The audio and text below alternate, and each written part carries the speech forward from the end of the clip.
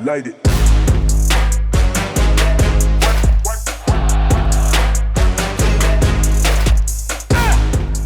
Welcome back to the Triple Option presented by Wendy's. Urban Meyer, Rob Stone, and a guy we've been trying to get on for a couple weeks now. Super excited to have Nebraska head coach Matt Rhule join us right now from his office. We always are curious about the things behind the coaches when we interview them.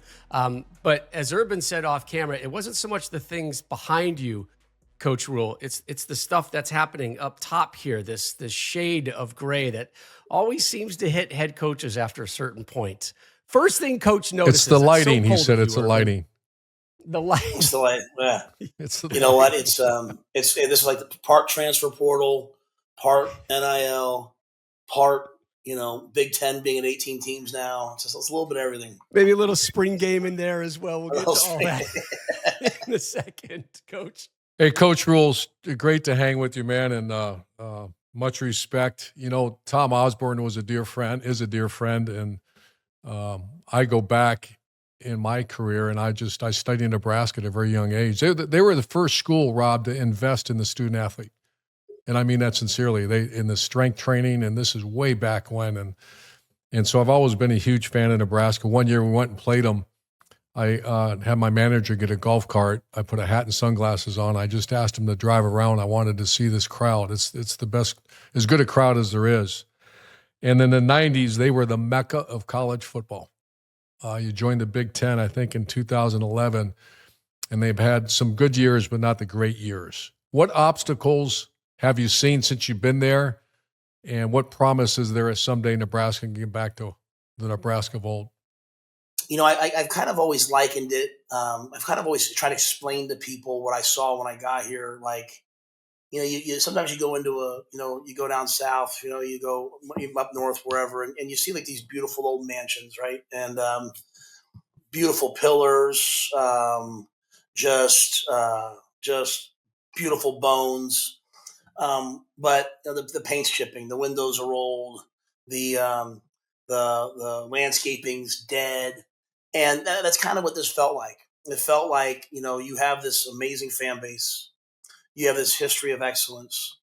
You have a beautiful stadium, great facilities. Yet the things that really matter, dominance in recruiting, being on the forefront. And I think what you said, Coach, is really important. There was a day when everyone in the country came to Nebraska to see what Boyd Epley was doing, to see what Tom Osborne was doing, whether it was offense, defense, life skills, study hall, nutrition. My wife was a dietitian at Temple when I was an assistant coach for Al Golden there, and she put in the training table, and she didn't know how to put in a training table. She actually went to Nebraska and studied, hey, how do you put a training table in?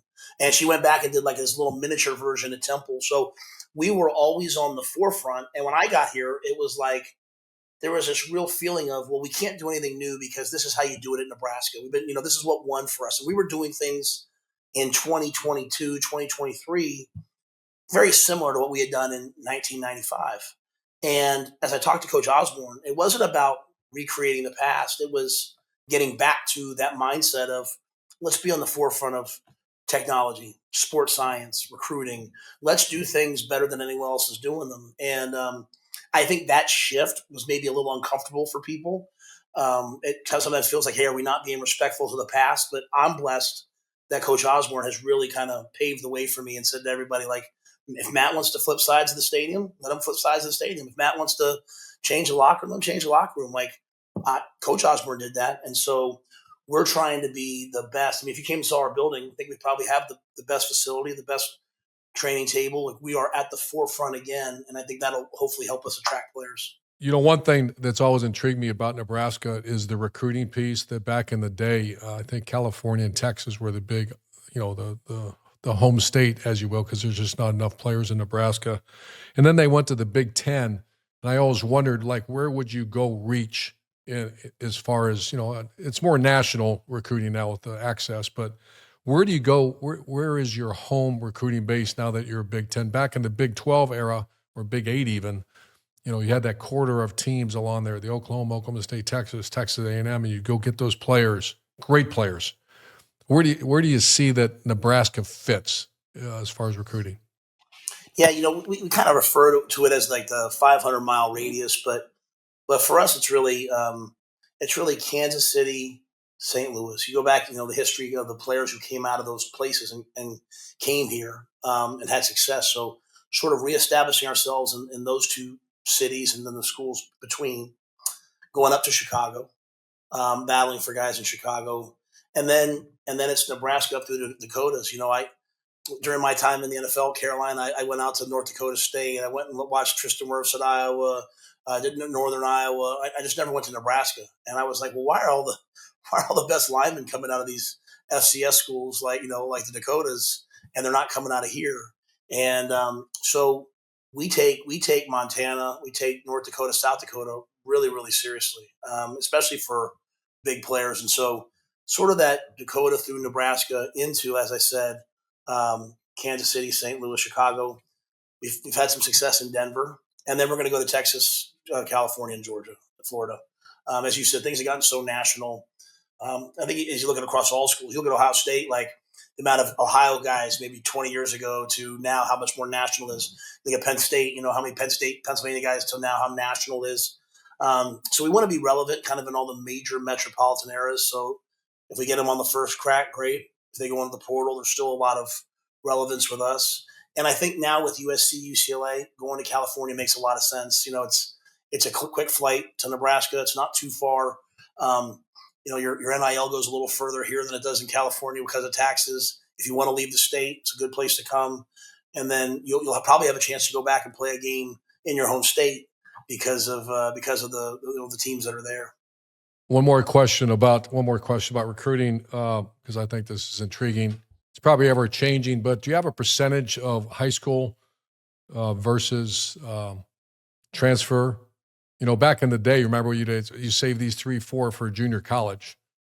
Now I'm not even sure. I don't even hear about junior college. But do you have a percentage? You want to be 50-50? Do you want to be do you have a mindset of what that would be? Yeah, Coach, it's changed so much for me. Like this year, the portal this year was unlike anything I'd ever been a part of. I'd been a part of the portal, previous 2 years. I'd been a part of free agency. This was like unlike anything. I mean, anything I'd ever seen. It was almost a little bit invigorating. In some ways, it was like I came in every day and I had a list of like 30 guys to watch. I just sat here and cranked it out like a scout, watching guys off PFF and trying to find guys that fit us and then getting to know them. So I actually kind of enjoyed that process, but I would still like to bring in 15 high school guys a year. I mean, I still would like to be, 65, 70% high school. It's got to be the right guys. And I would say this, with the new 105 limit and the ability to probably scholarship more guys, while we're trying to find the 5-star day one starter walk in, I'm also always looking for the Temple guys, the guys that came in for me there that were big and fast and could run, that just needed to develop. They're like the new walk-on. They're the guys that show up, and if they're willing to stay for 3 years, you might develop into a really good player. So we're thinking about recruiting, like high-end recruiting, not necessarily walk-on, but like trait players, like players that we think we can develop, and then go get the guys we need out of the portal. Last year, you guys 7-6 overall after that bowl win, which reversed a sub 500 season in your first year. So there's something about year 3 under Matt Rhule in the college game. Obviously, you did it at Temple, you did it at Baylor, and here we are closing in on year number 3 for you at Nebraska. What is it about year number 3 with Coach Matt Rhule? Well, I think it's just always been about the players. I've never really walked into a place that the roster was ready to win. We walked into Temple and we were going from like, the MAC into the Big East / American, right? I walked into Baylor and there was this huge scandal. Came here and, they just hadn't really won. And, so there were always good players at those places. But to me, it's always been about, we've taken young players. We've taken our lumps early with the young guys. And as that quarterback, it was PJ Walker at Temple. It was Charlie Brewer at Baylor. When they got to year 3, it was their team. We had a good defense and guys kind of knew what to expect. Here, Dylan's in year 2. We've had a good defense. We've had a top 20 defense the last 2 years. We just haven't scored any points. And so year 3, I think guys know what to expect. And when you're asking, when you're doing it the way we try to do it, and I've copied a lot of the stuff that I do. I've copied a lot of it from Coach Meyer. Like, I worked for Steve Adazio, who came obviously under Coach's tutelage. I mean, everything from the plan to win to the off-season program to the different things I learned from Steve, from Coach. We tried to implement a lot of that, and it's hard. And so in year two, a lot of times guys are like, "Man, why are we doing this?" It's we're not undefeated, and you got to kind of get to year three. You got to get to the point where they're like, "Listen, it's not changing. We know how to work hard. We've had a bunch of close losses. Now it's time to go win." And I think we have the guys to do it. Certainly we have a quarterback. When you have a quarterback, you always have a chance. And so I just think it's always been like a process of teaching, molding, developing, and then when the time comes, man, go win. You talked about your quarterback, Dylan Raiola, going into his second year as a starter. What's been the offseason focus for your staff in, getting him to that third year level, if you will? Yeah, I think, you play year one at quarterback. Sometimes, you play so much of it off of like just feel and adrenaline and, just trying to make plays. And then, you get to year two and you're really trying to master all the parts of the offense. I think for us, it's him doing that while at the same time becoming dominant in the little things. His weight, making sure that he's a guy that can extend plays, making sure that he's a guy who's nimble, and making sure that he's a guy who can run. He's a much different quarterback at 225 than he will be at 245. And so him buying into that, he comes in every morning and does cardio before he throws and lifts, right? So he understands that he's a big man and wants to keep his movement skills. I think it's him. When you're a freshman, last year he was trying to win the job. Now it's him every day with those receivers. Like, hey, here's what we're going to do today. Like, here's what we're working on outside of what the coaches want. Leading by example, but by also demanding that the guys come be there with him. And then, like anybody else, like any other young player, being good at the things you don't like. I'm the quarterback. I want to throw routes on air, but I know coach has mat drills, and I'm going to go do the mat drills. Or I don't know what a prowler push race has to do with me as a quarterback, but I'm a competitor, and I'm going to go do it. And being great at all those things that none of us really like. I think when you see your quarterback out there, he's going to be on the front cover of a magazine. He's going to, but when you see him grinding next to you, then you're kind of okay with all that. So I think Dylan's done a good job of embracing all those aspects of his game. You got the hair on the back of my neck standing up on mat drills, man. So I'm going to go on record of the host. Ingram's not with us. Ingram could make it. Stoner went last. I'm saying 2.5 minutes. So a mat drill, I don't know if you can still do it like we did in the old days, because you're not allowed to have the combatives and all that. So mat drills old school in Nebraska? Yes. Yeah, we're old school. Yeah. Oh, my gosh. Yeah. Like I said, I was saying earlier, Coach, I worked with Coach Adazio and, Fry and all those guys, Perrano, all those guys came up from you. And so I had taken kind of all what you guys have done and then sort of some of the Penn State world. And so you're right. Some of the combatives you can't do, but there's ways you can do some things. I mean, it's crazy to me. Somewhere along the way, we've said that like two guys wrestling is bad or two guys fighting over a med ball is bad.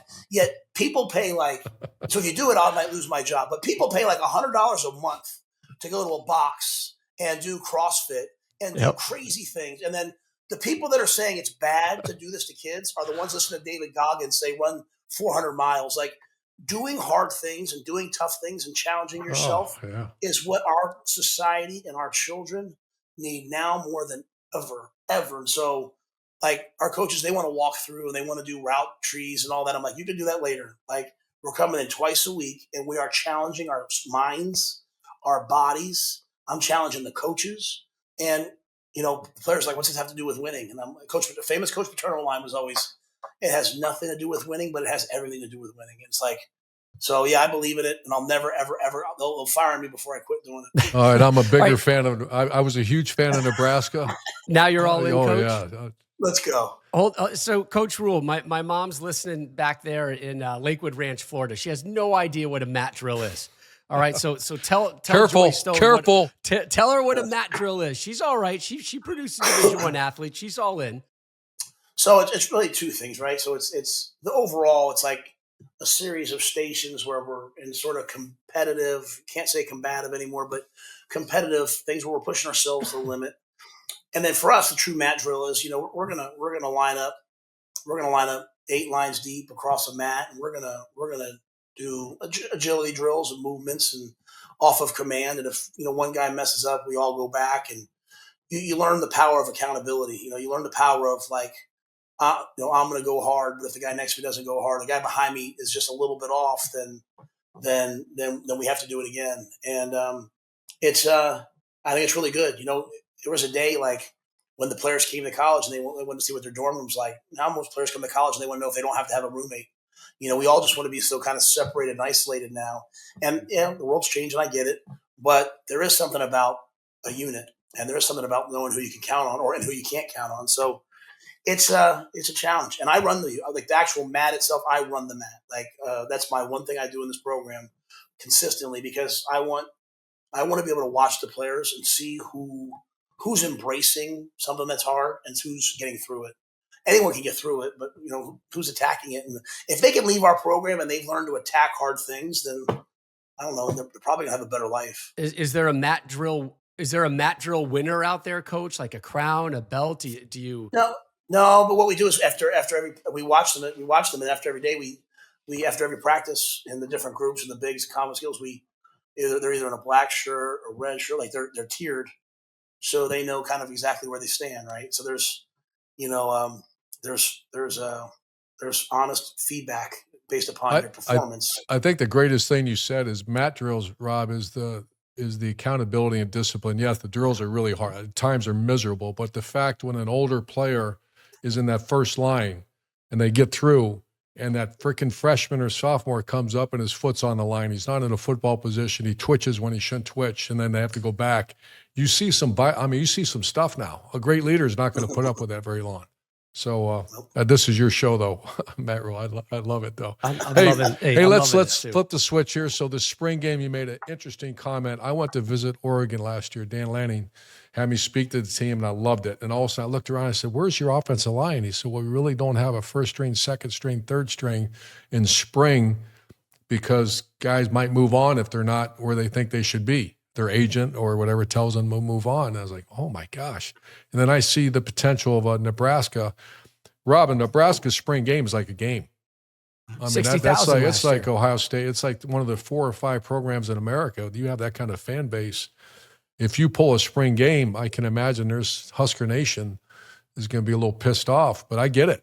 And the real reasoning is because of tampering. Is that what I kind of heard? Yeah, I think there's really 2 things, right? I mean, I think, we're still going to do spring the way we've always done it. We're still going to be physical. We're still going to strike. We're still going to tackle in the scrimmages, but in controlled settings. Last year we got in our game and one of our best receivers got hurt, and you lose a couple games in the last drive of the game, and you're like, man, I sure could use Demetrius out there. So, a game's always a little different. There's always a little more to it, but really, our game last year was televised. A ton of people watched it. And then on Monday, there was, hey, coach, I got a call from so-and-so. I got a call from so-and-so. So it just, when you think about the risk reward when we're paying players already, and then with the portal, the portal's kind of in spring, but some guys will have graduated. It just, I just don't know that I want to showcase for people what's out there. Plus, 2 new coordinators, like why let them see it? So we'll do something like the Pro Bowl. We'll go out there and we'll have 7-on-7 competitions. We'll probably bring back some former players. We'll do some skills challenge. We'll do all those things because I do want all the kids across the state of Nebraska who maybe can't get to a game to be able to come sit in Memorial Stadium and watch their players. And what I did love about the Pro Bowl is, you get to see the guys with their helmets off. You get to see their faces. You get to see their personality. So we'll do something. And we're not going to back away from physicality in general. But, I was watching those FCS playoffs. I was watching Montana State, and, guy makes a big block. I'm like, who's that? And they're like, well, he's going here and he's going here. I mean, it's just, you're showcasing your players. And so with no contracts, the day we get contracts and the day we get some rules, I'll back off. But, I saw it firsthand last year how much it put us at risk. And I'm not really willing to do that. I think we want to keep as many guys as we can for the fall. Makes sense. It's the grim realities of what college football is these days. All right, Coach, give Husker Nation some parting words that should have them upbeat and excited about the 2025 campaign. Oh, geez. Well, I'm going to start our team. I have a team meeting today. It's really the first one I've had before Matt drills, and I'm going to start it with. I don't know if you've seen there's a 3-part documentary on the Red Sox and the Yankees, and the comeback when the Red Sox were down 0-3 and they came back and won it, and they talk about Curt Schilling, and Curt Schilling talks about breaking the curse. And he's like, I came there because I wanted to play in that game. He goes, but it was really just a curse of talent. There's no such thing as a curse. You got to be good enough to win. And so, so much that happens here, people are like, are we snake bit, or why do we lose so many close games, or why we're just, you lose close games when you're just not quite good enough. You're able to hang in because you're tough. But I think between what we've done recruiting, I think the way the guys are working, I think we're gonna have a chance to compete in every game. And we went to Ohio State. I saw Coach Meyer was obviously out at the 50 celebrating with his national championship team. And we played Ohio State, and I think in that moment on that day, our guys felt like, well, we can play at this level. It's one thing to take over a program that's been winning and continue to try to get it to win and maybe take it up a notch. It's way harder to take over a program that hasn't won in 9 years and teach them how to win, because every step of the way, everyone's like, well, why are we doing this? And I think our guys see that we're close, and so it's nothing magical. It's not the uniforms we wear. It's nothing special that we're going to do. It's just getting better. It's getting our players better, and so that's kind of a Nebraska type approach, right? That's kind of like a farmer every single day, just going out and doing his job. And I think our team's finally kind of getting that, and so I expect us to compete. Hey, one last question before I let you go. I'm just intrigued by this, and I made a comment a couple weeks ago that I'm really worried about the non-conference schedules, because it's the right thing for Ohio State to play Texas, but why? At the end of the day, Ryan Day's got to make the playoffs. Matt Rhule's got to make the playoffs. This playoff thing has become, I think it's great, but are you concerned about those, the Nebraska versus Arkansas, Nebraska versus Oklahoma, where it's great for fans, but is it great for Matt Rhule and the Huskers, or does it just get to the playoff? Why would you ever play one of those games? We're being completely honest. Like, Coach Meyer, I'm at a lucky point in my life where, at my 4th job and after getting fired in the NFL, I kind of say what I feel nowadays. I could care less. Why in the world would a Big Ten team who's already playing 9 conference games, why would you ever play one of those games? Like, what? Like, you look at a lot of teams, like there's, and I love it's not anti-SEC, but like there's some SEC teams that last year only played 3 away games in another team's stadium. 3. We're in a league where some years you have 5 home Big Ten games. Some year you have 5 road. You have to go on the road 5 times in the Big Ten with no like, Florida, Georgia, like, in a neutral site. So, they proved to us this year when they did all the seeding and all that stuff that early season wins didn't mean a thing. That really it was, at the end of the day, what you looked like in the last month of the season. That's what it all proved to us. Like, I agree. If you look at, and when I say what it looks like, it's really how good your offense is. If you're scoring points and blowing people out late in the year, you're going to make it into the playoffs. So, we beat Colorado. That was the same weekend, Coach, that Notre Dame lost to Northern Illinois. And so that was a huge win for us. That was a huge loss for them. They made the playoffs. Obviously, we did not. So I don't know why. I don't know what the incentive is. Unless at some point the Big Ten SEC get together and they say, hey, we're doing this, we're doing that. But when I joined the Big Ten, the thought of playing Oregon would have been like, wow, that'd be a great non-conference game. Well, now they're in the league. USC's coming here next year, going to UCLA. We've already added in those big games, and so I don't see much cause for it. I think Ryan's a great guy to go to play Texas again to start the year off. But I don't know what the point is in terms of if you're a Big Ten team getting to the playoff. The fans appreciate it, right? The Ohio State fans, the Texas fans, the college football fans love those big games.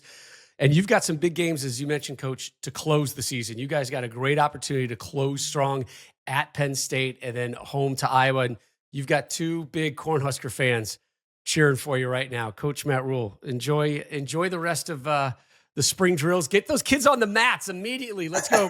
Coach and I are going to go wrestle on the mat over something. I don't know what. 2.5 minutes it would take. Coach Rhule, that's it. He'd tap out. No way. Out. Give me 245. I'll go 245. Coach Matt Rhule of Nebraska, thanks so much for joining us on The Triple Option presented by Wendy's. Light it.